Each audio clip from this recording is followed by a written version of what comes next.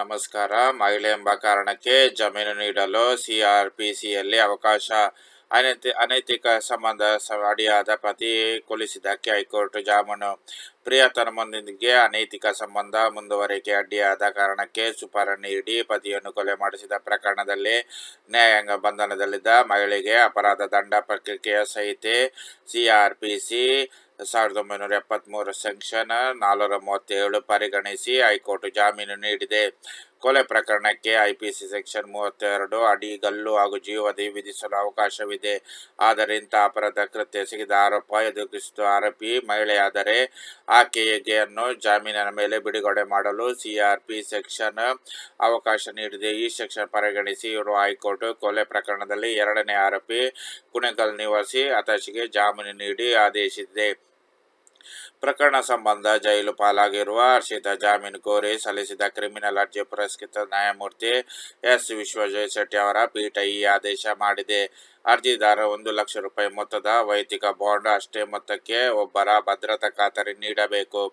ವಿಚಾರಣಾ ನ್ಯಾಯಾಲಯದ ವಿಚಾರಣೆಗೆ ನಿಯಮಿತವಾಗಿ ಹಾಜರಾಗಬೇಕು. ಪ್ರಕರಣದ ಸಾಕ್ಷಿಗೆ ಬೆದರಿಕೆ ಹಾಕಬಾರದು ಎಂದು ನ್ಯಾಯಾಲಯ ಪೀಠ ಜಾಮೀನು ಮಂಜೂರಿ ಷರತ್ತು ನೀಡಿದೆ. ಅರ್ಜಿದಾರ ಮಂಜುನಾಥ್ ಎಂಬಾತನನ್ನು ಮದುವೆಯಾಗಿದ್ದರು. ಮದುವೆ ಮುನ್ನವೇ ಮತ್ತೊಬ್ಬನೊಂದಿಗೆ ಸಂಬಂಧ ಹೊಂದಿದ್ದು ಮದುವೆ ನಂತರವೂ ಮುಂದುವರೆದಿತ್ತು. ಆದರೆ ತಮ್ಮ ಅನೈತಿಕ ಸಂಬಂಧಕ್ಕೆ ಅಡ್ಡಿಯಾಗಿರುವ ಕಾರಣ ಪತಿ ಮಂಜುನಾಥ್ ಕೊಲೆಗೆ ಮೊದಲೇ ಆರೋಪಿಯೊಂದಿಗೆ ಅರ್ಜಿದಾರ ಪಿತೂರಿ ಹೂಡಿದ್ದರು. ಅದರಂತೆ ಮೊದಲನೇ ಆರೋಪಿ ಮಂಜುನಾಥ್ ಕೊಲೆಗೆ ಇತರ 5 ಆರೋಪಿಗೆ ಸುಪಾರಿ ನೀಡಿ 50,000 ಪಾವತಿಸಿದರು. 2023 ಫೆಬ್ರವರಿ 3ರಂದು 5 ಆರೋಪಿಗಳು ಅರ್ಜಿದಾರರ ಮನೆಗೆ ಬಂದಾಗ ಆಕೆಯ ಬಾಗಿಲು ತೊರೆದು ಪತಿ ಮಲಗಿರುವ ಕೋಣೆ ತೋರಿಸಿದರು. 5 ಆರೋಪಿಗಳು ರಾಡಿನಿಂದ ಮಂಜುನಾಥ್ ತಲೆಗೆ ಹೊಡೆದು ಸಾಯಿಸಿ ನಂತರ ಮೃತದೇಹವನ್ನು ಸಾಗಿಸಿ ಕೆರೆಯ ಪಕ್ಕದಲ್ಲಿ ಬಿಸಾಡಿದರು ಎಂಬ ಆರೋಪವಿದೆ. ಈ ಕುರಿತು ಎಫ್ಐಆರ್ ದಾಖಲಿಸಿ ತನಿಖೆ ನಡೆಸಿದ ಕುಣಿಗಲ್ ಠಾಣಾ ಪೊಲೀಸರು ಅರ್ಜಿದಾರರಿಗೆ ಆತನ ಪ್ರಿಯತಮ ಮತ್ತು ಇತರ 5 ಆರೋಪಿಗಳನ್ನು ಬಂಧಿಸಿದರು. ಅಧೀನ ನ್ಯಾಯಾಲಯ ಜಾಮೀನು ನಿರಾಕರಿಸಿದ್ದರಿಂದ ಅರ್ಜಿದಾರ ಹೈಕೋರ್ಟ್ಗೆ ಅರ್ಜಿ ಸಲ್ಲಿಸಿದರು. ಅರ್ಜಿದಾರ ಪರ ವಕೀಲ ಡಿ. ಮೋಹನ್ ಕುಮಾರ್ ವಾದಿಸಿ ಅರ್ಜಿದಾರರಿಗೆ ಪತಿಯ ಕೊಲೆ ಪ್ರಕರಣದಲ್ಲಿ ಭಾಗಿಯಾಗಿಲ್ಲ, ಆಕೆ ಅಮಾಯಕಳಾಗಿದ್ದಳು ಎಂದು ವಾದಿಸಿದರು. ಅದರಂತೆ ನಗರದಲ್ಲಿ 2ನೇ ವಿಮಾನ ನಿಲ್ದಾಣಕ್ಕೆ ಡಿಪಿಆರ್ ಸಾಧ್ಯತೆಗೆ ವರದಿ ನೀಡುವಂತೆ ಎಂಬಿ ಪಾಟೀಲ್ ಸೂಚನೆ.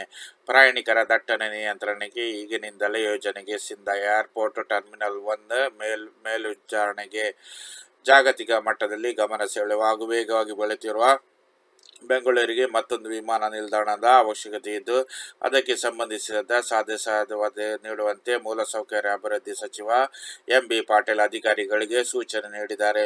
ವಿಧಾನಸೌಧದ ಸಮಿತಿ ಕೊಠಡಿಯಲ್ಲಿ ಗುರುವಾರ ಅಧಿಕಾರಿಗಳೊಂದಿಗೆ ಸಭೆ ನಡೆಸಿದ ಎಂಬಿ ಪಾಟೀಲ್, ದೆಹಲಿ ಮತ್ತು ಮುಂಬೈ ನಗರದ ಬೆಂಗಳೂರಿನ ಕೆಂಪೇಗೌಡ ಅಂತಾರಾಷ್ಟ್ರೀಯ ವಿಮಾನ 3ನೇ ಅತಿ ದಟ್ಟಣೆಯ ವಿಮಾನ ನಿಲ್ದಾಣವಾಗಿದೆ. 3.75 ಕೋಟಿ ಪ್ರಯಾಣಿಕರು ಕೆವಿಎ ಮೂಲಕ ಪ್ರಯಾಣಿಸಿದರೆ ಅದಲ್ಲದೆ ಲಕ್ಷ ಟನ್ಗಳಷ್ಟು ಸರಕು ಸಾಗಣೆ ಮಾಡಲಾಗಿದೆ. ಈ ಒತ್ತಡ ವರ್ಷದಿಂದ ವರ್ಷಕ್ಕೆ ಹೆಚ್ಚಲಿದ್ದು ಅದನ್ನು ಗಮನದಲ್ಲಿಟ್ಟುಕೊಂಡು ಬೆಂಗಳೂರು 2ನೇ ವಿಮಾನ ನಿಲ್ದಾಣ ಅಗತ್ಯವಿದೆ ಎಂದರು.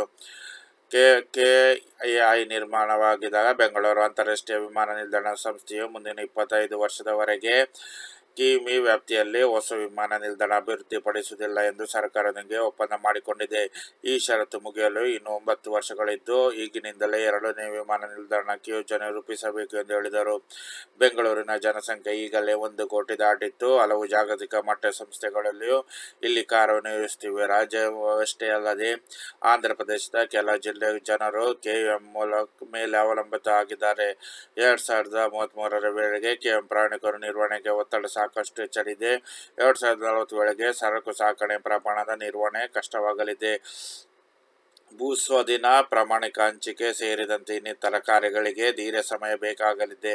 ಆದ್ದರಿಂದ ಈಗಿನಿಂದಲೇ ಕಾರ್ಯಪ್ರವೃತ್ತರಾಗಬೇಕು. 2ನೇ ವಿಮಾನ ನಿಲ್ದಾಣದೊಂದಿಗೆ ಬೆಂಗಳೂರಿನವರಿಗೆ ಕೈಗಾರಿಕಾ ಬೆಳವಣಿಗೆ ಮಾಡಬಹುದಾಗಿದೆ ಎಂದು ತಿಳಿಸಿದರು. ಮೂಲಸೌಕರ್ಯ ಅಭಿವೃದ್ಧಿ ಇಲಾಖೆ ಕಾರ್ಯದರ್ಶಿ ಡಾ. ಎನ್. ಮಂಜುಳಾ, ಕರ್ನಾಟಕ ಕೈಗಾರಿಕಾ ಮೂಲಸೌಕರ್ಯ ಅಭಿವೃದ್ಧಿ ನಿಗಮ ವ್ಯವಸ್ಥಾಪಕ ನಿರ್ದೇಶಕ ಡಾ. ಪಿ. ಸತೀಶ್, ಕಾರ್ಯನಿರ್ವಾಹಕ ನಿರ್ದೇಶಕ ಡಿ. ಪಿ. ಪ್ರಕಾಶ್ ಇವರಿದ್ದರು. ಬೆಂಗಳೂರು ಅಂತಾರಾಷ್ಟ್ರೀಯ ವಿಮಾನ ನಿಲ್ದಾಣ ಸಂಸ್ಥೆ ಕೆಂಪೇಗೌಡ ಅಂತಾರಾಷ್ಟ್ರೀಯ ವಿಮಾನ ನಿಲ್ದಾಣದ ಟರ್ಮಿನಲ್ 1ರ ನವೀಕರಣ ಮುಂದಾಗಿದ್ದು ಆಗಸ್ಟ್ನಿಂದ ಕಾಮಗಾರಿ ನಡೆಯಲಿದೆ. 2008ರಿಂದ ಕಾರ್ಯಾಚರಣೆ ಆರಂಭಿಸುವ ಟರ್ಮಿನಲ್ 1ರಲ್ಲಿ ಸದ್ಯ ದೇಶೀಯ ವಿಮಾನ ಸಂಸ್ಥೆಯನ್ನು ಮಾತ್ರ ನೀಡಲಾಗುತ್ತಿದೆ. ದೇಶೀಯ ಮತ್ತು ಅಂತಾರಾಷ್ಟ್ರೀಯ ವಿಮಾನಗಳ ಸೇವೆಯನ್ನು ಟರ್ಮಿನಲ್ 2ರಿಂದ ನೀಡಲಾಗುತ್ತದೆ.